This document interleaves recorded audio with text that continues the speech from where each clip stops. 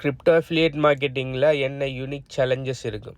Crypto affiliate மார்க்கெட்டிங்கும் regular affiliate marketing பெருசாக ஒன்றும் வித்தியாசம் இல்லை. ரெகுலர் அஃபிலியேட் மார்க்கெட்டிங்னு சொன்னால் நீங்கள் உங்களோட ப்ராடக்ட்டோ சர்வீஸோ இன்னொரு ஆள்றத நீங்கள் மார்க்கெட்டிங் ஹெல்ப் பண்ணி அந்த ப்ராடக்ட்டுக்கோ சர்வீஸுக்கோ நீங்கள் லீட்ஸோ அப்படி இல்லாட்டி கஸ்டமர்ஸோ எடுத்து கொடுப்பீங்கன்னு சொன்னால் அதுக்காக ஒரு குறிப்பிட்ட பர்சன்டேஜ் கமிஷனாக தரது அந்த அஃபிலியேட் மார்க்கெட்டிங்.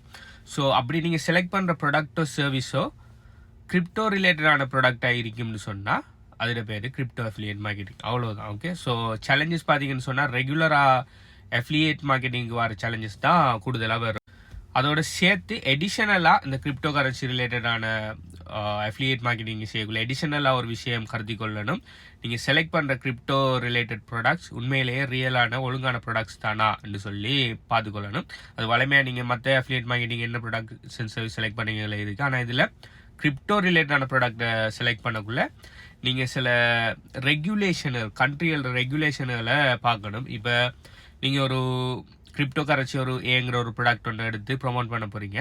அதை ப்ரொமோட் பண்ண போகிறீங்க பிங்கிற ஒரு நாட்டில்னா அந்த பிங்கிற நாட்டில் இந்த ஏங்குற ப்ராடக்ட் ரெகுலேஷனுக்கு உட்பட்டது தானா, ஏங்குற ப்ராடக்டை பிங்கிற நாட்டில் யூஸ் பண்ணலாமாங்கிறத முதலாவது செக் பண்ணணும். ரெண்டாவது செக் பண்ணணும் அந்த ஏங்குற ப்ராடக்ட் உண்மையிலேயே ஒரு வெலுவபிளான ப்ராடக்ட் தானே, அப்படி இல்லாட்டி ஒரு ஸ்கேம் அது இதுன்னு சொல்லி அது நார்மலாக பார்க்குறது. அது எல்லா விவரத்தையும் நீங்கள் பார்க்க தான் வேணும். ஆனால் ரெகுலேஷனுங்கிற விஷயம் வந்து நீங்கள் கிரிப்டோ ப்ராடக்டை செய்யக்குள்ள கொஞ்சம் அட்வான்ஸாக நீங்கள் பார்க்கணுமேனு சொன்னால் எல்லா நாட்டிலையும் கிரிப்டோ கரன்சி லீகலும் இல்லை இல்லீகலும் இல்லை. சில நாட்டில் லீகல், சில நாட்டில் அன்னோனுங்கிற கண்ட்ரிஸ்லையும் பிரச்சனை இல்லை, லீகலுங்கிற கண்ட்ரிஸ்லையும் பிரச்சனை இல்லை. சில கண்ட்ரியில் பெர்டிகுலர் ஏதாவது ஒரு ப்ராடக்டை செய்ய ஏலான்னு வச்சிருப்பாங்க. அநேகமாக எக்ஸ்சேஞ்சுகளுக்கு இப்போ சில நாடுகளில் பார்த்தீங்கன்னு சொன்னால் ஃபேமஸாக இருக்கிற பைனான்ஸுங்கிற எக்ஸ்சேஞ்ச் பார்த்தீங்கன்னா சில நாடுகளில் பாவிக்கலாம்.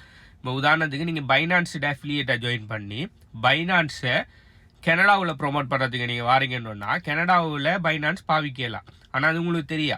நீங்கள் என்ன செய்ய நீங்கள் பெய்டு அட்வர்டைசிங் மூலமாக கிரிப்டோ பைனான்ஸை ப்ரொமோட் பண்ணுறீங்க. அப்படி இல்லாட்டி ஃப்ரீயாக நீங்கள் கண்டென்ட் கிரியேட் பண்ணுற மூலம் ப்ரொமோட் பண்ணுறீங்க. ஆனால் அந்த உங்களோட கண்டென்ட்டை பார்க்குற ஆடியன்ஸ் எல்லாருமே கனடாவில் இருக்காங்கன்னு சொன்னால் அப்படியே நீங்கள் செஞ்ச அவ்வளோ வேலை வேஸ்ட். ஏன்னா கனடாவில் அவங்க என்ன தான் பார்த்து அந்த பைனான்ஸை போய் டெவலப் பண்ண போனாலும் அது சொல்லும் உங்களோட நாட்டில் இது ஒர்க் ஆக மாட்டேங்குன்னு சொல்லும். அப்போ நீங்கள் செஞ்ச எல்லா வேலையுமே ஒர்த் இல்லாமல் போயிடும். அதனால தான் நீங்கள் கிரிப்டோ அஃபிலியேட் மார்க்கெட்டிங் செய்யக்குள்ள நீங்கள் எதை ப்ரொமோட் பண்ண போகிறீங்களோ அந்த ப்ரொமோட் பண்ணுற ப்ராடக்ட் பார்த்தீங்கன்னா நீங்கள் எந்த நாட்டில் உங்களோட ஆடியன்ஸ் எந்த நாட்டில் இருக்காங்களோ அந்த நாட்டுக்கு ஒர்த்தான ப்ராடக்டா அந்த நாட்டில் ப்ரொமோட் பண்ணக்கூடிய ப்ராடக்டாங்கிறத முதலாவது ஒரு பேக்ரவுண்ட் ரிசர்ச் ஒன்று நீங்கள் பண்ணணும்.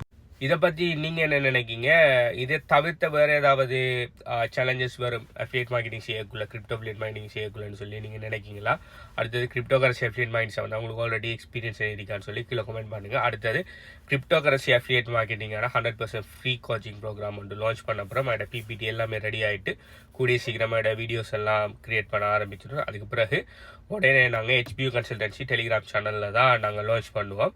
ஓகே, இப்போதைக்கு அது ஃப்ரீயாக கொடுக்குற ஐடியா தான் இருக்குது. ஸோ இதோட டிமாண்ட் அதுக்கப்புறம் இதில் என்ன நடக்குதுங்கிற பார்த்து தான் பிறகு அது பேமெண்ட்டுக்கு மாத்திரையா இல்லையாங்கிறத முடிவெடுப்போம். ஸோ எவ்வளோக்கு ஃபாஸ்ட்டாக அது ஃப்ரீயாக இருக்கக்குள்ளே ஜாயின் பண்ண இயலுமோ நீங்கள் ஜாயின் பண்ணிடணும்.